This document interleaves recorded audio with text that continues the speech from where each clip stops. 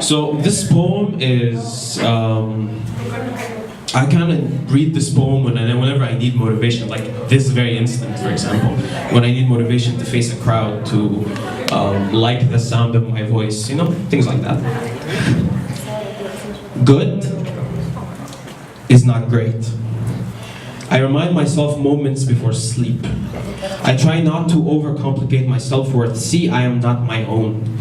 I belong to the souls that sacrificed this well-being for this new iPhone. Somewhere along the way to self-discovery, I embraced a delusional sense of independence and called it a personality. I remember nights of tossing and turning in bed for friends I dare call my own, wondering if I have the right to sprinkle salt on a stone, throw it on a mirror, and call it a wound. It doesn't actually bleed. It just damages how I see things around me.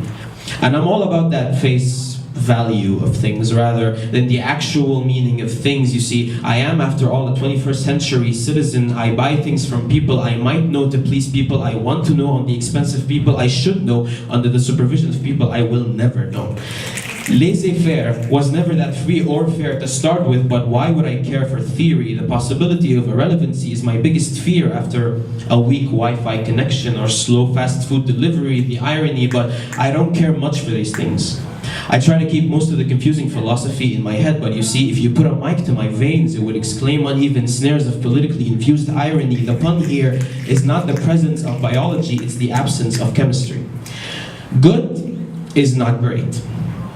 I repeat to myself every morning when I'm reminded of your face, and you were never great enough for anyone. Putting on a morning coffee face like you bear the weight of yet another act. Fact is, you remain a prisoner in your own misshapen habitat, some self-made fourth-dimensional cloud that rains outwards. Put that gun down, you son of a gun, you daughter of a life that was never meant to be fun, and it never will be, until you break this chain nailed to your expectations.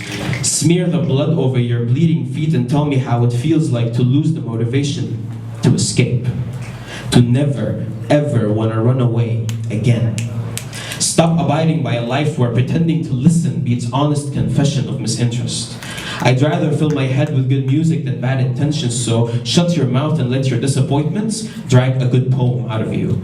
Let it gut the metaphors and slit the meaning of your throat till your chest no longer outweighs your feet. Let it glisten like you're a crystal made of ambition. We don't get to sweat rainbows every day, so let this color-coded day take over this land, escape this maze you've built with your own hands, or just knock it down. Stop offering yourself to any piece of happiness that passes by and settle for something whole, for a change, as complete as your make-believe scenes of pleasure. Stop handing me slips of excuses to misuse yourself, misconstructed roofs of delusion you call a personality. I won't hold on to any of your pieces, not a single one.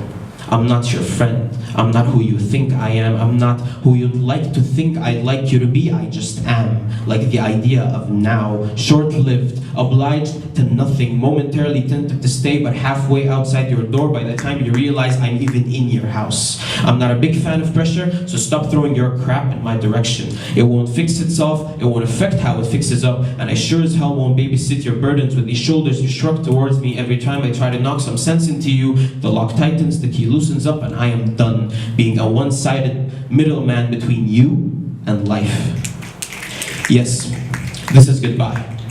I believe I don't do farewells too well, so just be on your way, or just be away from me.